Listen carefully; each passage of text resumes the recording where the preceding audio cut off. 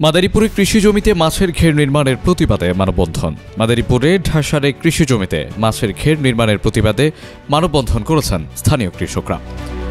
রবিবার সকালে জেলা প্রশাসক কার্যালয়ের সামনে এই মানববন্ধন অনুষ্ঠিত হয়। মানববন্ধনে অংশ নেওয়া কৃষকরা অভিযোগ করেন, ডাসার ইউনিয়নের গোপাল সেন কালাইতলা ও জিনবাড়ি মৌজার প্রায় ৮০ একর জমিতে তারা দীর্ঘদিন ধরে ধান চাষ করে আসছেন। তবে এই জমির কিছু অংশ ইউপি চেয়ারম্যান রেজাউল করিম শিকদার ভাড়া নিয়ে ভেকু মেশিন দিয়ে মাটি খনন শুরু করেন এবং সেখানে মাছের ঘের নির্মাণের কাজ শুরু করেন। কৃষকের দাবি, এভাবে কৃষিজমি নষ্ট হলে এলাকার খাদ্য উৎপাদন ব্যাহত হবে এবং তারা জীবিকা হারাবেন।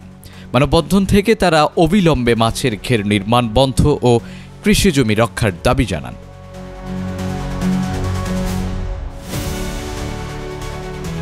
Report news Times. News Times 24 BD, সত্যের প্রত্যয়ে আমরা।